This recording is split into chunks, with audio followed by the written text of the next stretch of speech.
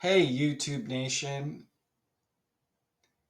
So, the 2024 presidential election is finally upon us. Do you know who you're going to vote for yet? Well, time is ticking, and we have just about 3 weeks to go in the election. It's been a wild ride following all the candidate interviews, drama, social media blitz, and there is much more to come in the remaining weeks. I think this is going to be the tightest race in my lifetime so far. I'm going to give my unbiased view regarding the candidates and their running mates.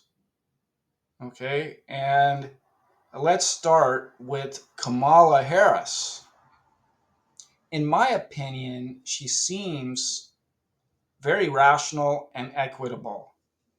However, she is not explaining what she will actually do and how she will do it. So, for instance, she claims she's going to give 50K to people who are starting a small business and 25K for first time homeowners. But how will that work? And moreover, a bigger challenge for her, in my opinion, is that she is a woman and one of color, which I feel will be a challenge for her to capture necessary votes for younger male voters. And even women who may prefer a man to lead the country despite her abortion advantage.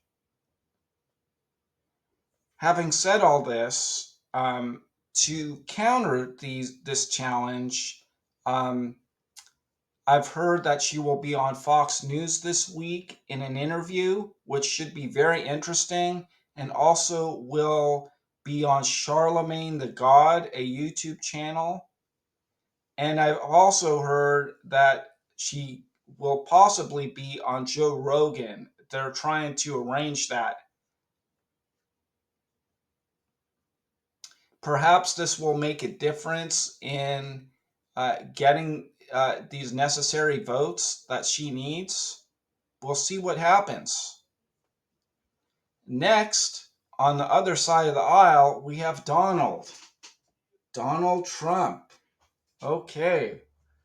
So, despite being very unpredictable with what he says and does, he has a very loyal base, very strong base.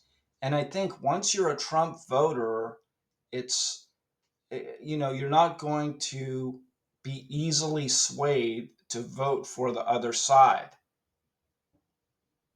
So he has that going for him. Now, the issue with him is he says things that are very concerning. And he may do this for entertainment purposes because you have to remember he's an entertainer. He says things like, if you vote for me, you will never have to vote again. Or the first day, I will deploy the military to take care of the enemy within. Now, these kinds of comments, they send a questionable message to voters. Because what does that mean? It means that he can't, or it can be interpreted as he plans to be a dictator if he wins.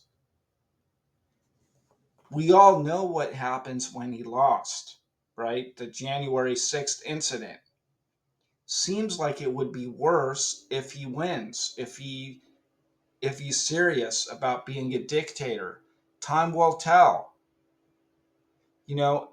Also, you know, another issue challenge he has is that he has no restraint. It's almost like he has no self-discipline when he speaks. And I think that would make a difference. But he would have had to do that long ago in like 2015. 2016. I think perhaps, if he was more restrained with his language and communication, he would even have even more votes. More people would be behind him, in my opinion. And this wouldn't be a tight race. Okay, so moving on to their running mates. Okay, on Kamala's side, we have Tim Walz. He has an interesting background, being a former teacher and also served on the National Guard.